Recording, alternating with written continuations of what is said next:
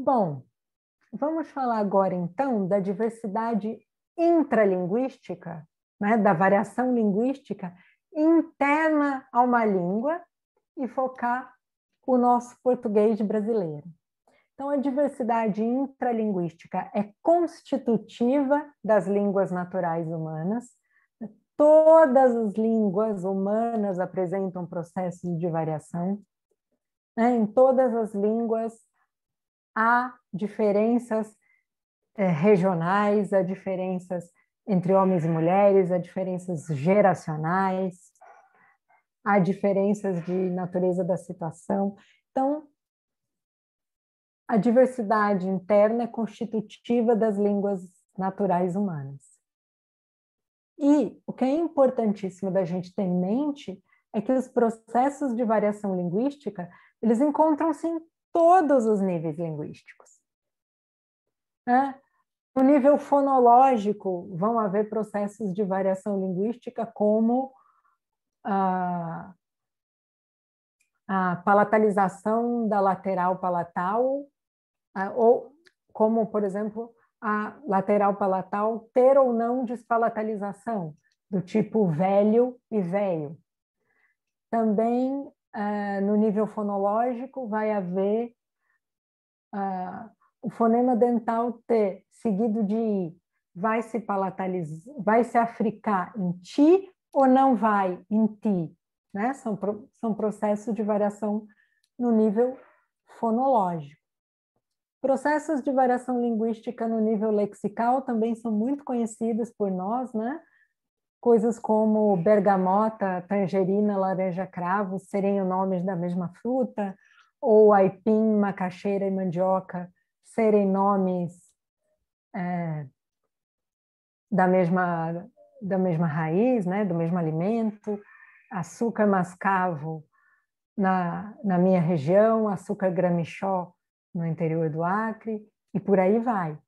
E eu quero falar para vocês, principalmente, já que a gente está falando até aqui, até esse momento, de categorias morfossintáticas, de variação no nível morfossintático, né? E quero lembrar, então, para vocês que a variação linguística é constitutiva das línguas naturais humanas, e também como é que ela faz parte, então, intrínseca do sistema das línguas. As línguas são arquiteturas, por assim dizer, constituídas por regras linguísticas. Não regras no sentido prescritivo, o que é preciso fazer para acertar, de forma alguma. Regras no sentido de regularidades, de processos de formação. Então, é uma regra do português, por exemplo, que o pretérito imperfeito do indicativo se forma com o morfema vá na primeira conjugação e com o morfema ia nos verbos da segunda e da terceira. Então, são regras desse tipo. Como a gente acabou de ver, regras do Xanenawa, que é uma língua com alinhamento ergativo absolutivo. Nas línguas, há regras de duas naturezas. As regras categóricas, que são aquelas em que só existe uma forma linguística com aquele valor funcional. Então, é o exemplo do pronome de primeira pessoa do singular com função de sujeito no português brasileiro. A única forma linguística com esse valor funcional é eu, não existe outra. Né? Essa é uma regra categórica. Mas o que vai interessar mais para nós aqui é onde a variação está. A variação está nas muitas regras variáveis da língua, que são aquelas regras que, para um valor funcional específico, existe mais de uma possibilidade de expressão. Né? E essas possibilidades de expressão das regras variáveis são chamadas de variantes linguísticas. Como definiu Pagotto 2006, formas variantes são expressões diferentes de um mesmo lugar funcional no sistema linguístico. Então, é uma regra variável da língua portuguesa, do português brasileiro, melhor dizendo, é uma regra variável do português brasileiro o pronome pessoal de primeira pessoa do plural na função de sujeito, em que, para esse lugar funcional, tem tanto a variante nós quanto a variante a gente. O pronome de segunda pessoa do singular também é uma regra variável no português brasileiro, né? Com as variantes tu e a variante você. E dependendo da região, acontece quase exclusivamente você, acontece quase exclusivamente tu, ou questões ligadas à intimidade, ter ou não intimidade com o interlocutor, vão determinar o uso de tu ou de você. De qualquer maneira, se trata de uma regra variável, em que o lugar funcional, pronome de segunda pessoa do plural, apresenta duas variantes, tu e você, completamente equivalentes do ponto de vista do sistema e, de novo, sem que haja qualquer razão científica para perguntar qual delas é a melhor, né? Não faz sentido colocar em termos de melhor ou pior variantes linguísticas, não faz sentido cientificamente. E agora, então, vamos falar de processos de variação sintática no português brasileiro. Vamos considerar as sentenças 19, 20, 21 e 22. O que a gente reconhece em 19 e 20? A gente reconhece em 19 e 20 que o morfema indicativo do plural está expresso em todos os elementos do sintagma nominal, do tipo aqueles meninos espertos. E o que está acontecendo em 21 e 22? Em 21 e 22, o morfema que expressa o plural está presente expressamente, o morfema indicativo de plural está presente de forma expressa apenas no primeiro elemento do sintagma nominal. As estruturas de 19 e 20 de um lado e de 21 e 22 do outro são completamente equivalentes do ponto de vista funcional. Elas indicam que o sintagma nominal está no plural. Do ponto de vista da ciência da linguagem, da linguística, não existe nenhum elemento que permita hierarquizar essas possibilidades em termos de melhor ou pior. Sim, são ambas possibilidades do processo morfossintático de expressão do plural. E por que morfossintático? Porque ele se marca através de um morfema, mas um morfema que está representando que os elementos do sintagma, que dependem do número desse núcleo, né? Uma relação sintática. E que regra variável nós vimos aqui, então? A regra da expressão de plural no sintagma nominal. É uma das regras variáveis, é uma das muitas regras variáveis do português brasileiro e uma regra variável de natureza morfossintática, do nível da morfossintaxe.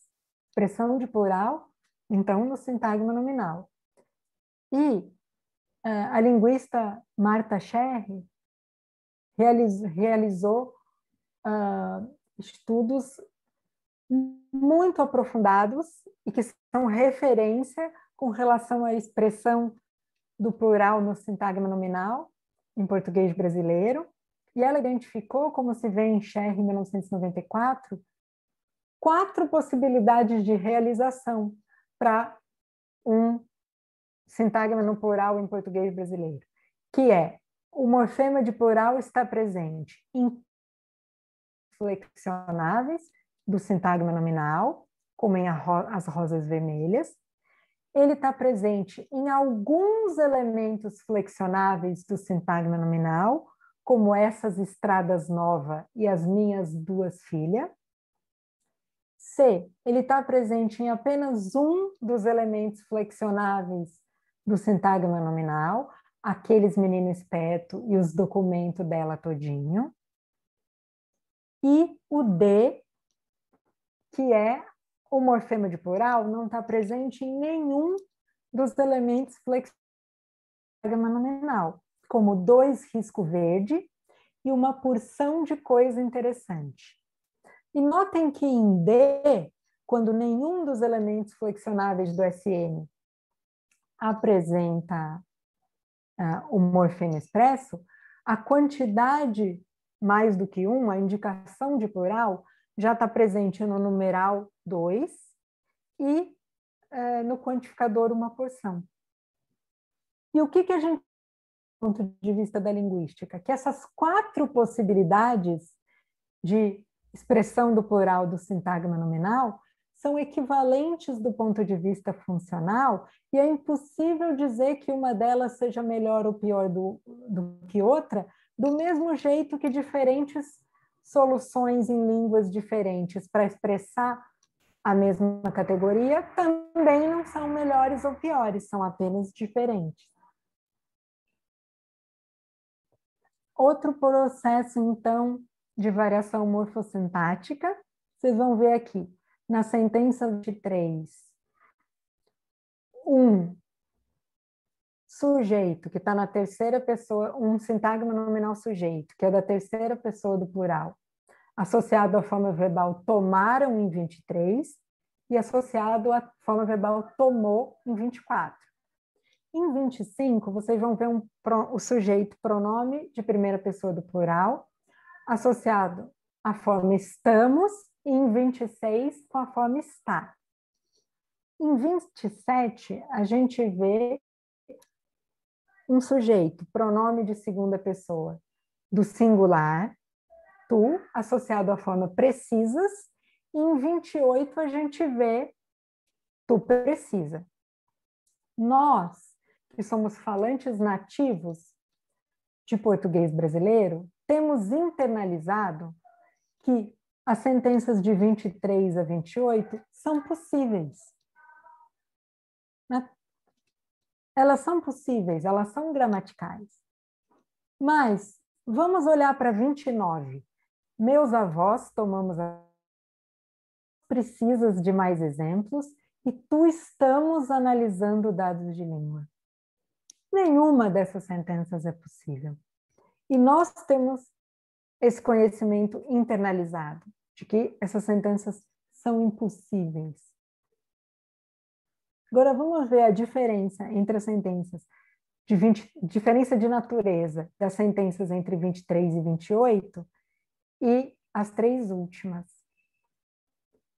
O que a gente acabou de ver através, o processo de variação que a gente acabou de reconhecer através dos exemplos, foi o processo de variação do nível morfossintático, que é a regra variável da concordância entre verbo e sujeito em português brasileiro, que tem 2 variantes. Uma que é a presença de concordância expressa, ou seja, a forma verbal contendo o respectivo morfema número pessoal. Então, o morfema número pessoal ligado àquela pessoa. Então, do tipo, meus avós tomaram, do tipo, nós analisamos, do tipo, tu precisas. A outra variante é a ausência de concordância expressa, que é aparecer uma forma verbal sem morfema número pessoal presente, do tipo, meus avós tomou, nós está e tu pensa. Vejam, mais uma vez, nós estamos diante de 2 possibilidades que são equivalentes funcionais, variantes linguísticas completamente equivalentes do ponto de vista do sistema linguístico, ciência da linguagem. Para a linguística, não há qualquer fundamento em procurar separar em termos de juízo de valor, em dizer que uma delas é melhor ou pior, mais certa do que outra. Não, são duas possibilidades completamente equivalentes do ponto de vista funcional. E vejam que não é possível a combinação, como a gente viu nas sentenças 31, 32, 33, nas últimas sentenças daquele slide, como a gente viu, não é possível combinar uma forma de sujeito com um verbo que está marcado para outra pessoa, do tipo tu analisamos, que é impossível, é agramatical e nenhum falante realiza. Né? Porque a concordância entre verbo e sujeito é justamente eles apresentam a mesma pessoa e número. Ok? Bom, queria mostrar aqui para vocês, então, essa foto que há algum tempo circulou nas redes sociais e eu não quero enfatizar aqui o juízo de valor que certamente quem escreveu isso tem acerca das formas linguísticas, porque dessas formas que estão aqui, porque proibiu essas formas. Mas nós aqui vamos trabalhar com essas formas como cientistas trabalhamos. São dados de língua e nós queremos entender que dados de língua são esses. Então, eu vou pedir para a gente desconsiderar a presença ou não do "s" final e olhar principalmente para a estrutura do morfema. Então, botemo ou botamo, larguemo ou largamo, peguemo ou pegamo, busquemo ou buscamo. Né? É essa a variação que a gente reconhece. Né? As formas paralelas a botemo, larguemo, pesquemo, a botemo, larguemo, peguemo e busquemo. Qual é a regra variável, então, que nós podemos identificar aqui, como linguistas, descrevendo esse processo, que é uma das regras variáveis do português brasileiro? Vejam que o lugar funcional da ocorrência das duas possibilidades, cantamos ou cantemos, é muito, muito específico. O ponto do sistema é o morfema número pessoal, de primeira pessoa do plural, no pretérito perfeito do indicativo nos verbos de primeira conjugação. É o único contexto que vai contar com essas duas possibilidades de construção do morfema. E as variantes linguísticas aqui são o morfema amos, né, que coincide com a marcação do presente do indicativo, como em trabalhamos muito no ano passado e nós buscamos ajuda, ou o morfema emos, que não coincide com o de presente do indicativo. Essa variante, essa forma, só aparece associada ao pretérito perfeito do indicativo, como em trabalhemos muito no ano passado e nós busquemos ajuda, ou nós busquemos ajuda. E volto a dizer para vocês que se o morfema é amos ou se o morfema é emos, é absolutamente equivalente do ponto de vista das estruturas linguísticas. São duas possibilidades igualmente funcionais.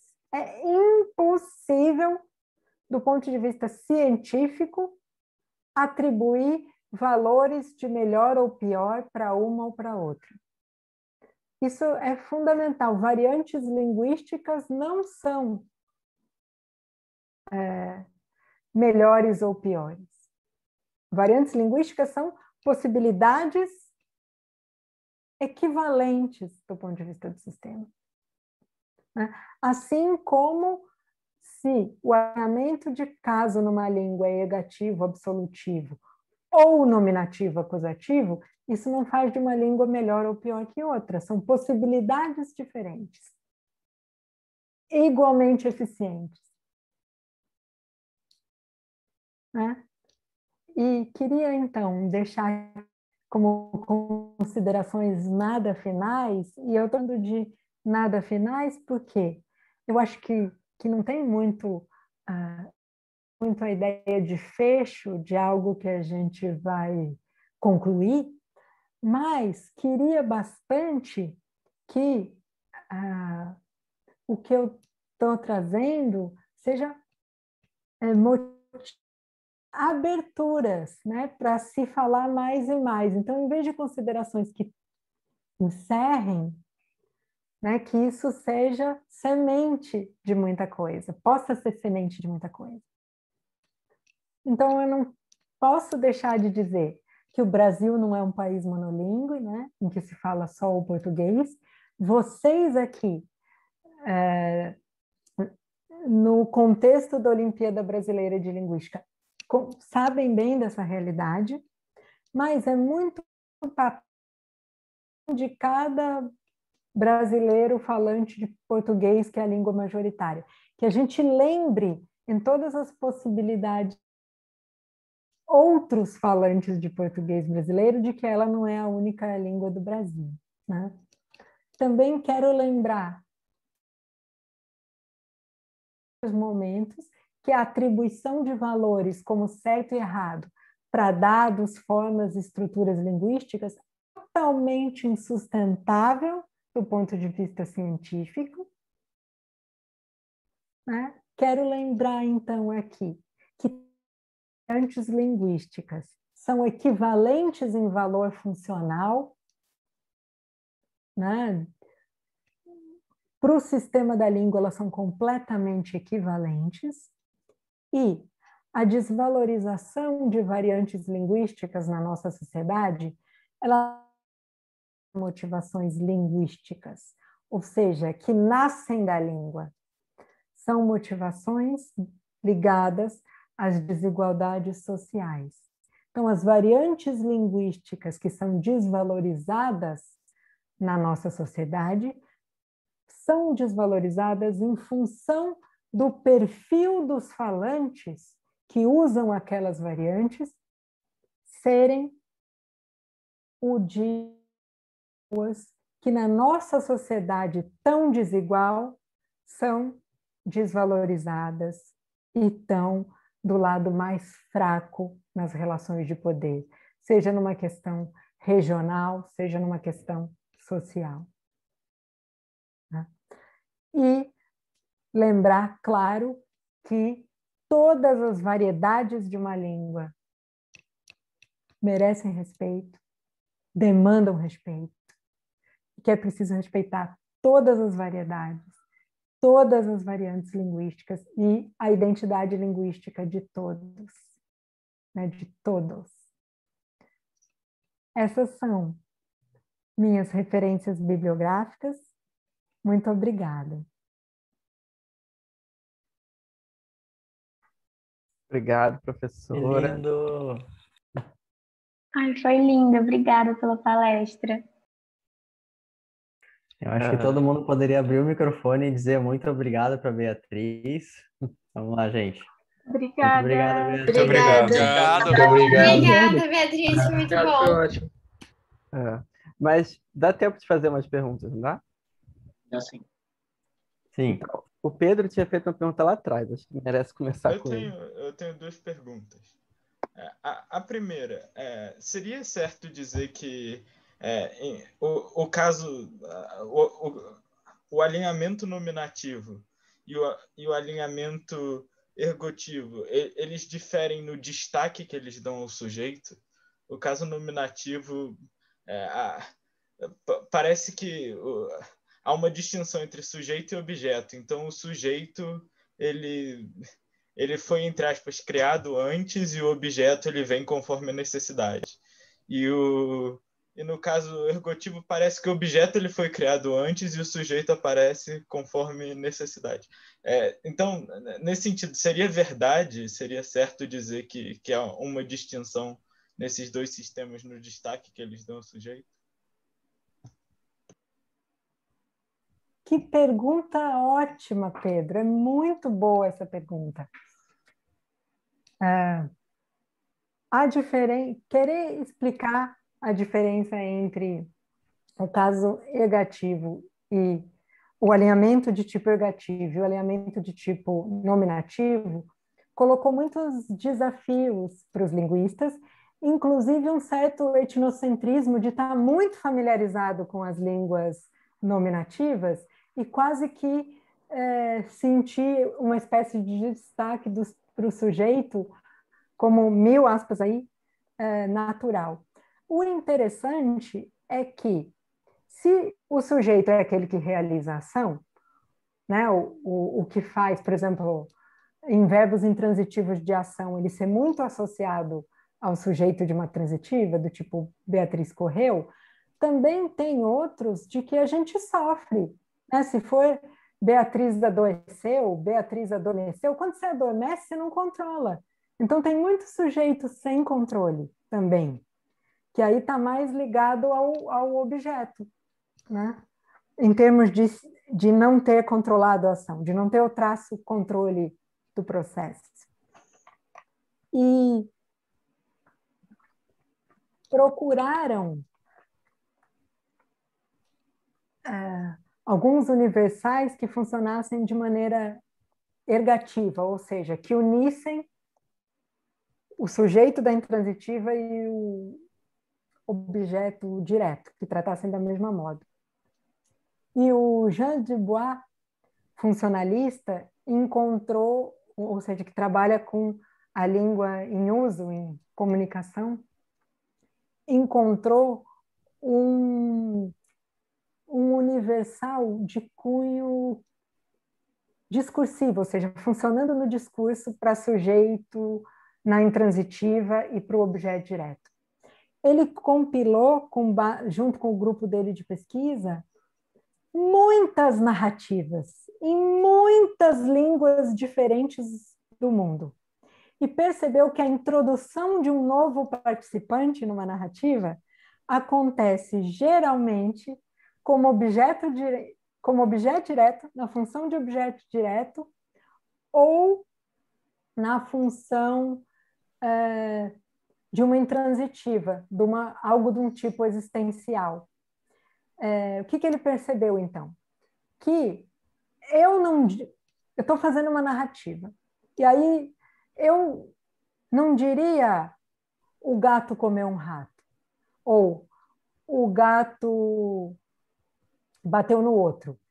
Eu diria algo assim: tem um gato na minha rua, ele bateu no outro. Ou eu vi um gato, ele bateu no outro. Então, perceberam um universal discursivo que era, em muitas línguas diferentes, de muitas regiões diferentes, a introdução de um participante novo numa narrativa é praticamente sempre ele vem com a função de sujeito de uma intransitiva, um existencial do tipo existe X, ou como objeto. Eu vi X, eu soube de X, e como objeto direto. Ai, não sei se eu te respondi, Pedro, se eu fiquei muito longe da resposta. Não, acho que deu para entender, sim. Obrigado. Uma outra pergunta é, você mencionou várias regras variáveis. Elas são igualmente naturais na língua portuguesa? Completamente.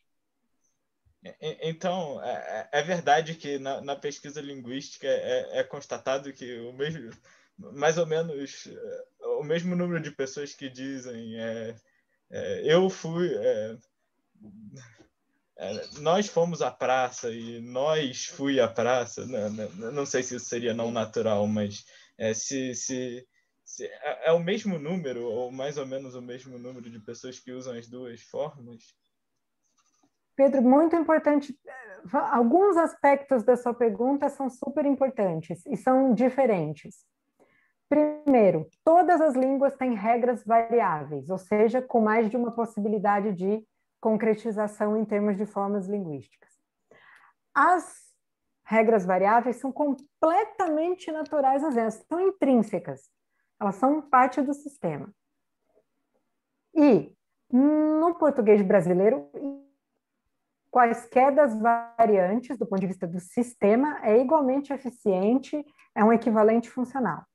Outra questão é quantas pessoas utilizam a forma X ou a forma Y, né? Aí a quantidade de pessoas que utilizam a forma X ou a forma Y é uma outra pergunta. Como é que é a distribuição das variantes da determinada regra variável numa população? Vocês já viram atlas linguísticos? O pessoal daqui do OBL já viu atlas linguísticos? Bruno e Rodrigo. Fica aí a minha sugestão para o pessoal da Lib falar com eles também. Né?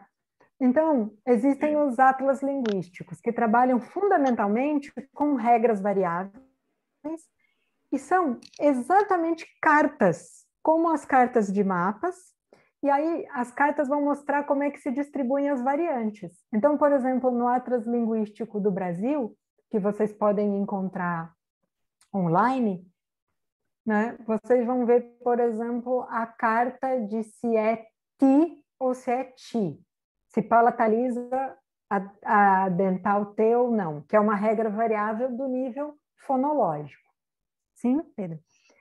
No Rio de Janeiro, todos os falantes do Rio de Janeiro que foram entrevistados pela pesquisa fizeram ti. Tem 100% de ti.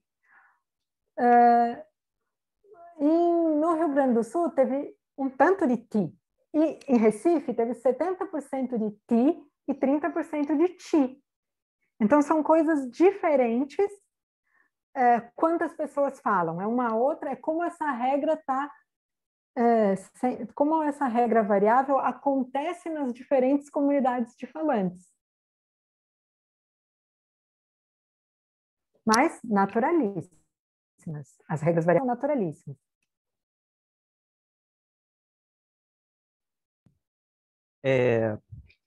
Ainda sobre aquela questão do ergativo absolutivo, a Manuela tinha feito uma pergunta aqui. Nas línguas com diferenciação entre ergativo e absolutivo, é comum que a posição da frase, do sujeito e do objeto direto não sejam tão fixas quanto no português? Muito boa pergunta, Manuela. E aí eu vou dizer para você que são muitas realidades.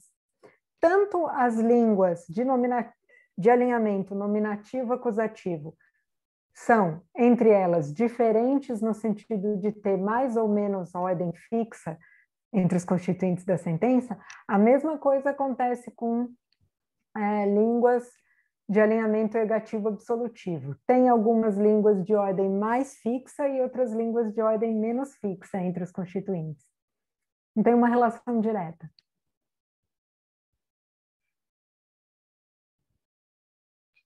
Tá bem, ela está agradecendo. Ela disse que não está podendo ligar o microfone.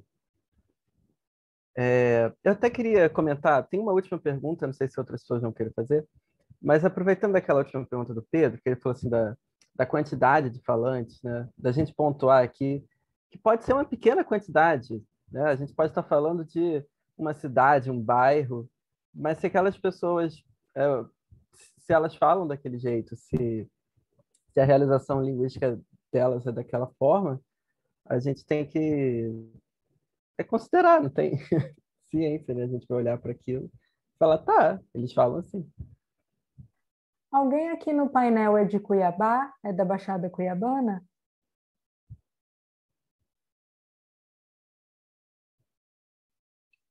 Não, porque na Baixada Cuiabana, a concordância de gênero é uma regra variável, que acontece em muito poucas variedades do português brasileiro usadas por falantes nativos. Então, principalmente as pessoas de mais idade e que são da própria região da Baixada Cuiabana, fazem estruturas do tipo festa ou retomam um referente feminino com o pronome ele. Eu tive uma aluna de Cuiabá que falou, olha, a minha avó dizia, se referindo a mim, falava para minha mãe, dá comida para ele. Ou seja,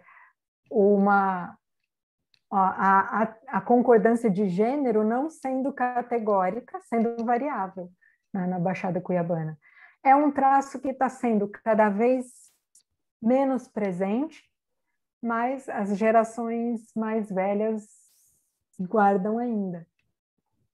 E completamente natural, né?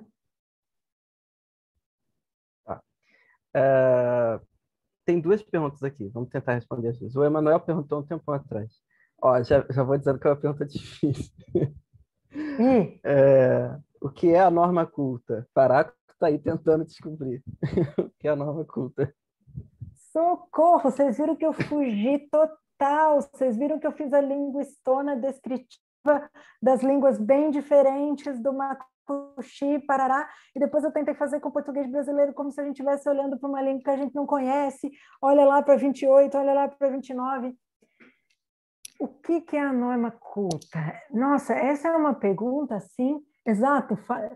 Faraco está tentando, né? Essa é uma pergunta que tem aqueles que estão se dedicando a ela por décadas, né? Literalmente, porque são as normas cultas, né?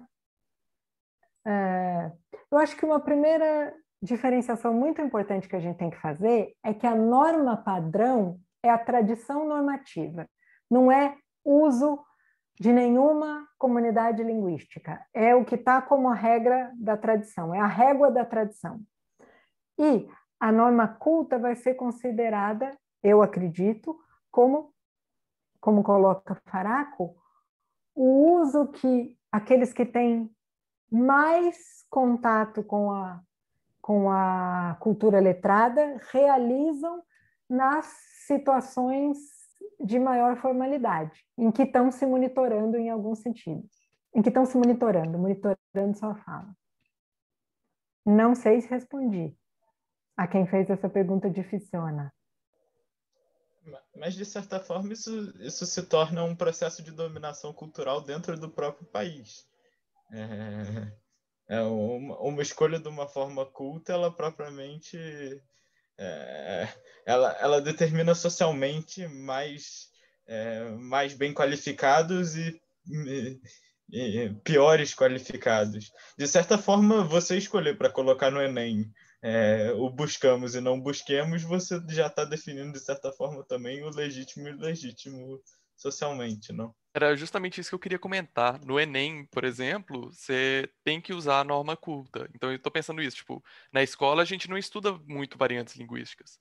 Assim, eu acho que eu já estudei, eu cheguei a estudar, acho que talvez em um trimestre, alguma coisa assim, porque eu já cheguei a estudar a língua de Eulália. Mas em geral você estuda a norma culta, em geral você é a norma culta que é cobrada nas provas, então, assim, sei lá. A nossa sociedade é desigual, né? Brutalmente desigual, e coloca muito valor na cultura letrada, tem uma série de esferas e domínios que você só vai ter acesso via essa cultura letrada. Então, a educação escolar em termos de língua portuguesa é muito complexa, porque para abordar, digamos, tudo, ela teria que, fundamentalmente, ser uma educação linguística para o respeito à diversidade, então a diversidade das várias línguas do Brasil, e respeitar a diversidade interna ao português brasileiro. Teria que ser também, o que fundamentalmente ela é, um curso de domínio da cultura letrada, mais ou menos como a gente aprende uma língua estrangeira, né? Porque mesmo quem cresceu num lar que não é de Busquemo, nenhum de nós cresceu num lar de vendê-lo. A gente cresceu num lar de vender ele ou vender o ponto, né? Ela comprou a revista e vendeu. Ponto.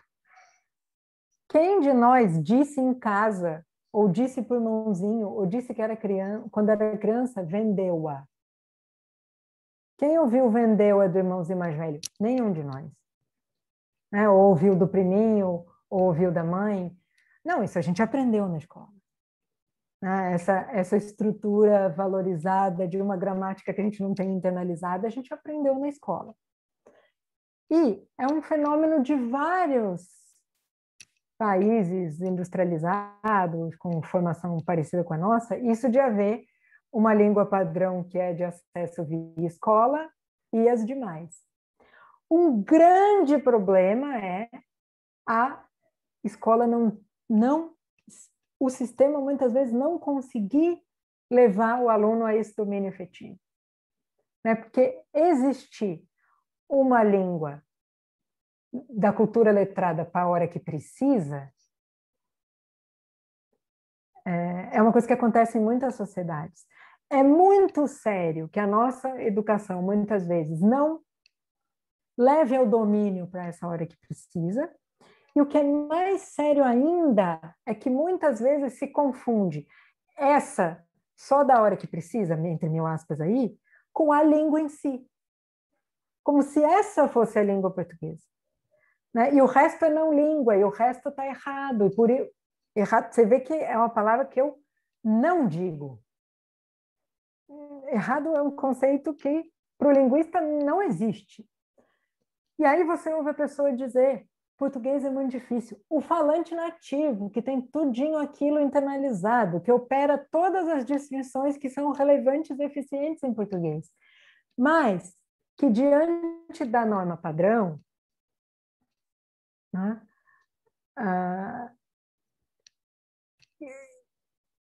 que não é a nossa, que não é a de ninguém, que a gente realmente não adquiriu e não tem internalizada e precisa aprender. Né? Efetivamente, que nem uma língua estrangeira. E fica esse... É um mito, é um senso comum de que língua seria aquilo. Não, o que é língua? Onde está o português brasileiro? O português brasileiro está em todo esse conjunto de variedades. O português brasileiro é essa rede viva de variedades.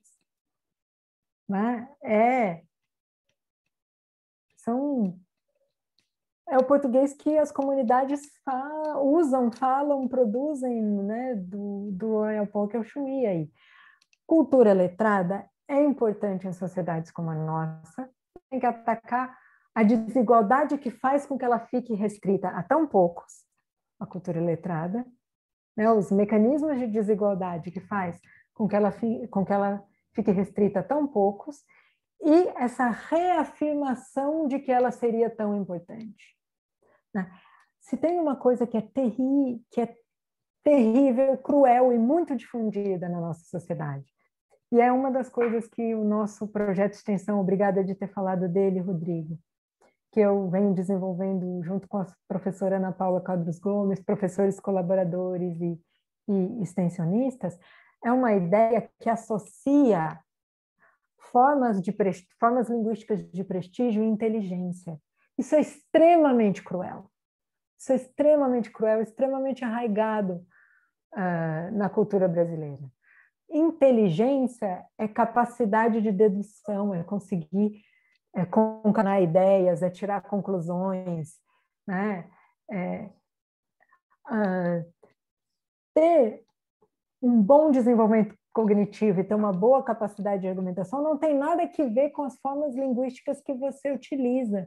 Mas quantas vezes na nossa sociedade alguém não é considerado sem inteligência, ou seja, sem capacidades cognitivas, porque utiliza formas linguísticas que são desprestigiadas?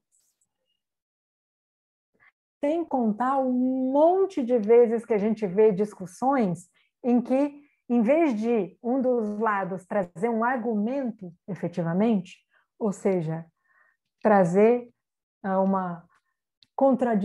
trazer algo que seja um argumento do ponto de vista lógico, seja um fato que contradiz o que o outro disse, que seja um elemento na discussão. A pessoa diz assim: eu nem vou discutir com fulano, porque fulano não sabe nem português. Isso é criminoso, né? E, infelizmente, muito presente na nossa sociedade.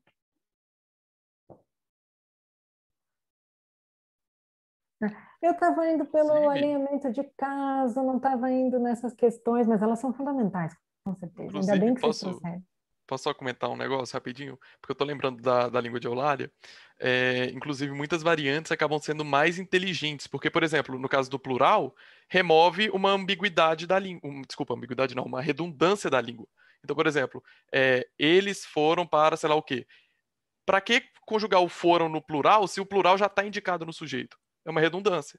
Então, assim, isso aparece em várias características de variantes linguísticas. Então, é bem interessante como que essas variantes tornam a língua mais prática. Perfeito, Emanuel. Uma estrutura do tipo as rosa vermelha é um plural não redundante, né? E a gente pode dizer, pensando em ser linguista, pensando em ser cientista, nem melhor nem pior, com a característica de não ser redundante. E por isso que eu gosto de trazer sempre nas discussões essa estrutura do tipo trabalhemos, busquemos, cantemos, porque ela é exclusiva do pretérito perfeito do indicativo, né? Enquanto a mais valorizada, aqui socialmente é mais valorizada, do tipo trabalhamos, cantamos, não traz distinção de tempo em si, né? Porque ela é a mesma para o pretérito perfeito ou para o presente do indicativo. Eu prefiro nem por isso dizer que ela seja melhor, mas ela tem a característica de ser uma forma exclusiva do pretérito perfeito do indicativo.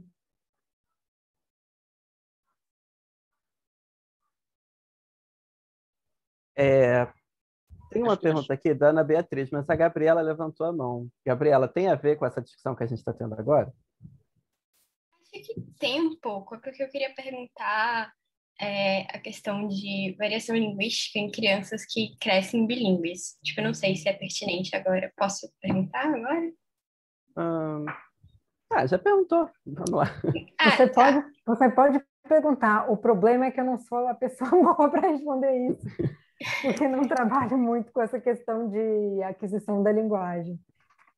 É porque eu queria perguntar, porque, por exemplo, no caso do francês, por exemplo, a construção, o objeto indireto em português, tipo, vem depois do verbo, né, naturalmente, tipo, e quando você vai substituindo o pronome oblíquo, você coloca, tipo, pera, calma.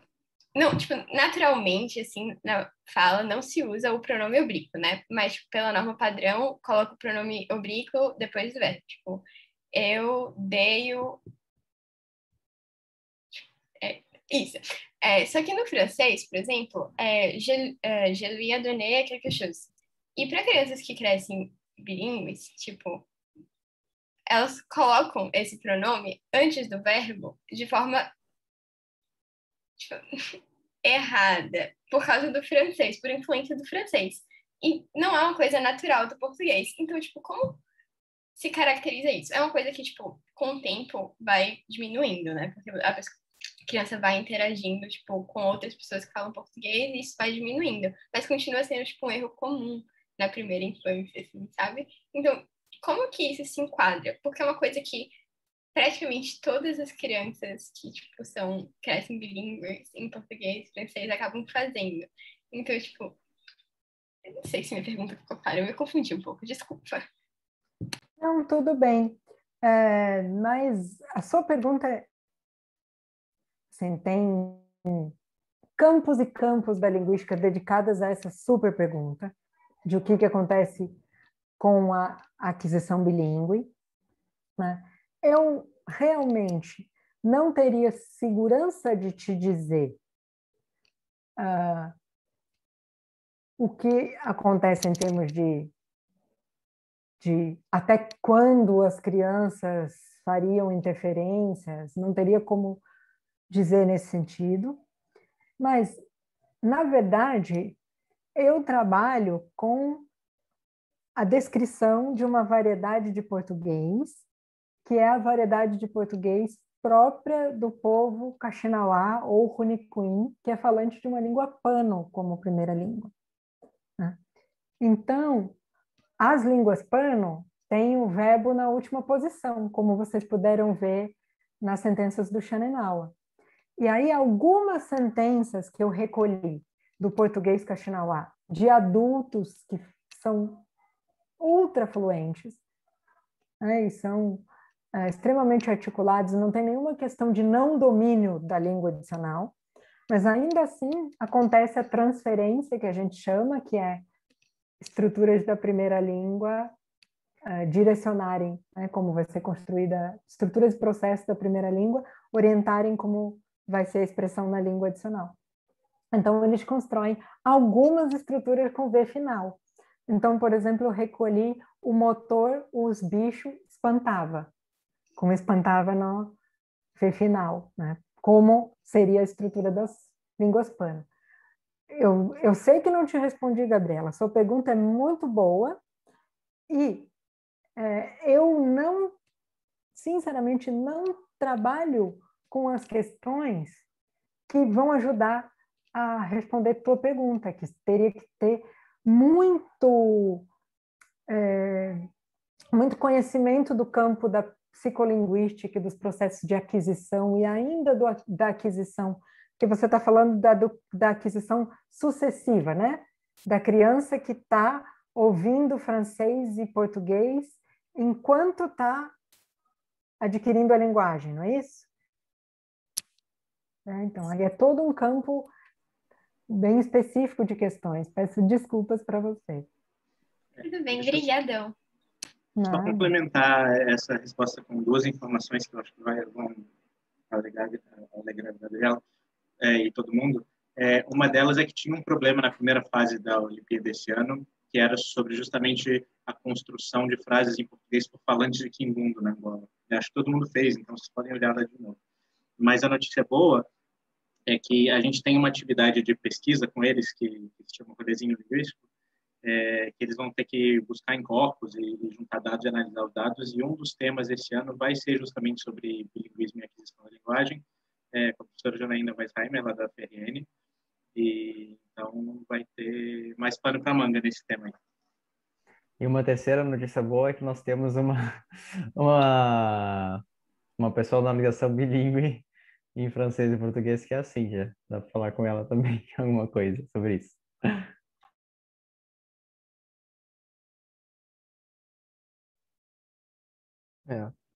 Bruno já adiantou aí revelações sobre o Bruno dando spoilers, assim, sem nenhum... spoilers agora.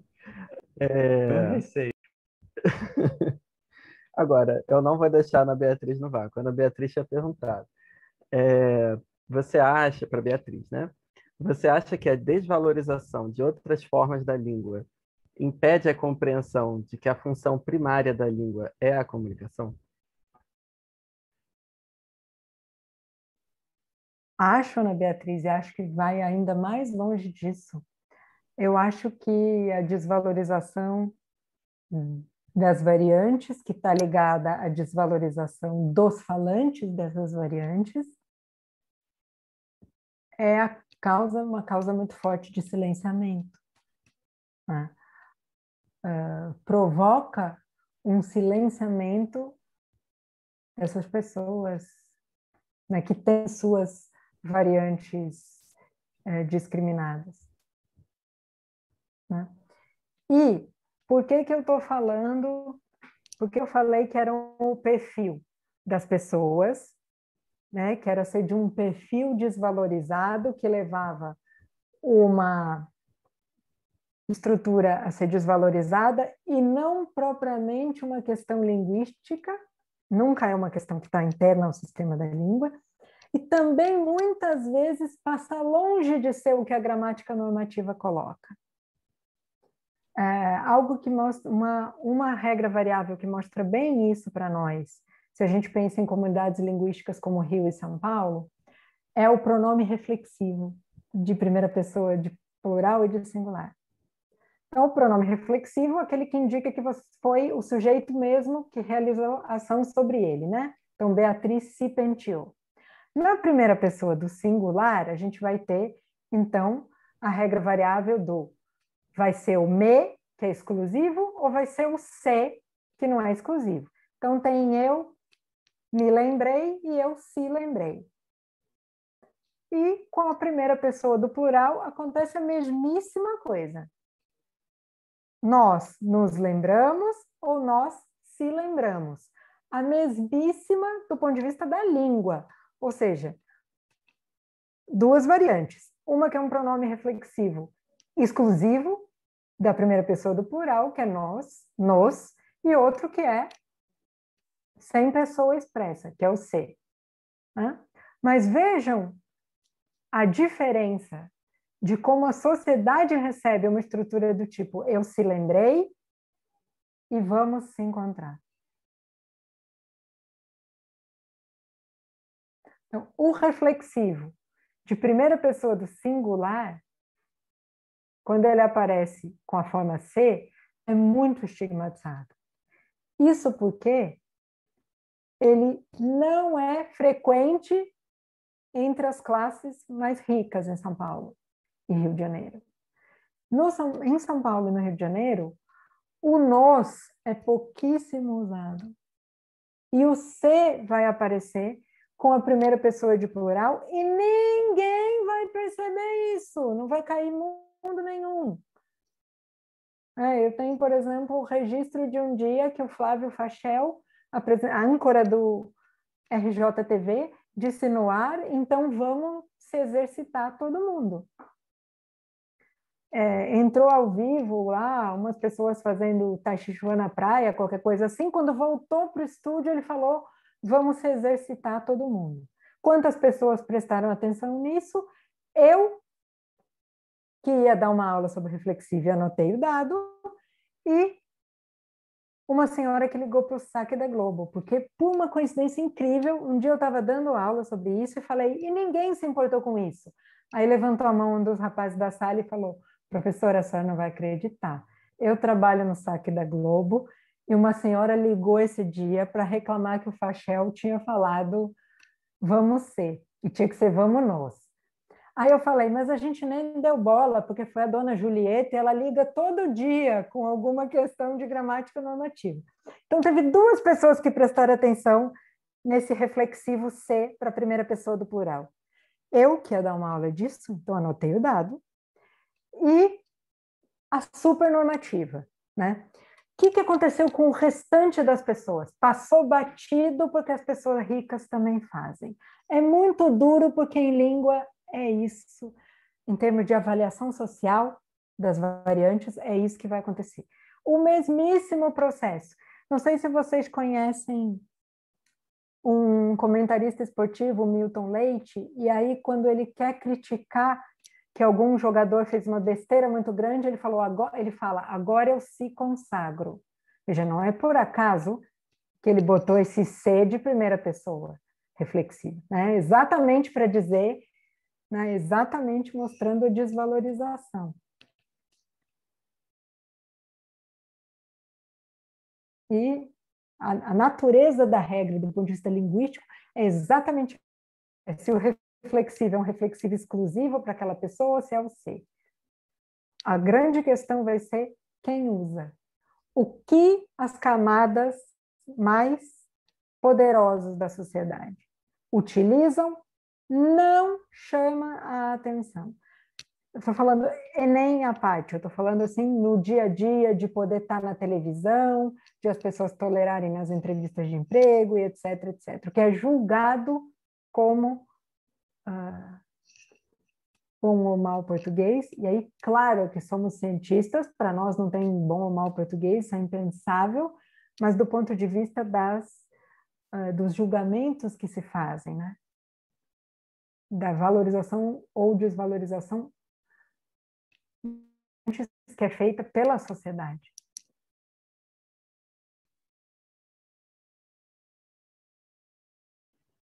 Tá bem. A Ana Beatriz escreveu assim, obrigada pela resposta.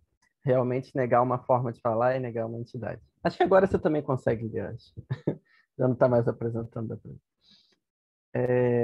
Eu acho que o nosso tempo está realmente terminando, mas teve uma última pergunta do Antônio. Alguém queria falar?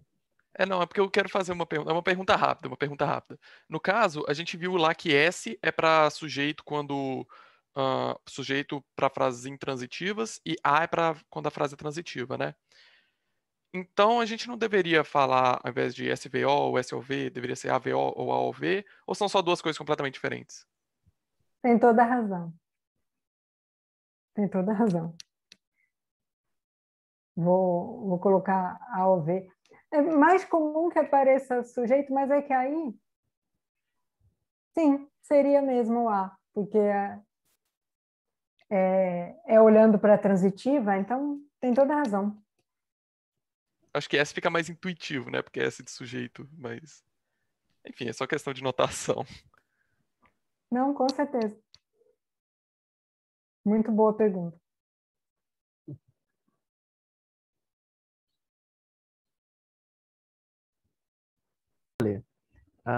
Algumas classes gramaticais podem ou não estar presentes nas línguas. Existe uma lista de classes gramaticais que são universais a todas as línguas? Essa é outra mega pergunta, que é assim, mega de super importante, de crucial. É quase uma pergunta do tipo, as línguas vieram todas de uma ou surgiram diferentes línguas, né? Super, pergunta de 1 bilhão, né?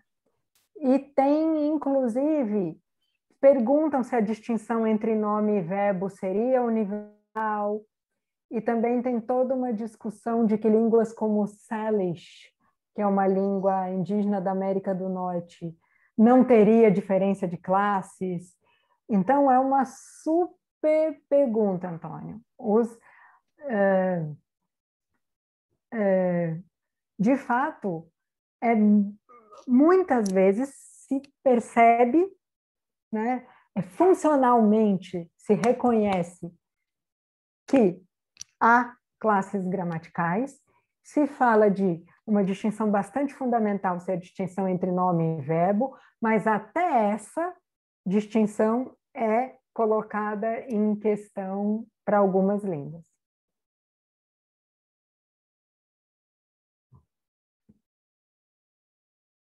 E vejam que, como no caso das línguas com ordem OVA e OAV, né, para aproveitar o ótimo comentário do Emanuel, se falava em universais de que não, com o objeto não se deve começar. E depois se constataram línguas em que havia essa estrutura. Tá legal. Eu acho que eu vou invocar o Bruno para encerrar, se ninguém quiser fazer mais alguma pergunta. Para fazer o performativo de fechar. Tem que ser a pessoa que pode performar, né? Senão não faz o performativo. Com certeza. Muito obrigado de novo, Beatriz. Acho que foi muito legal, todo mundo gostou bastante. Eu gostei bastante também. E espero que a gente te receba outras vezes aqui na UBL. Espero que você tenha gostado também. E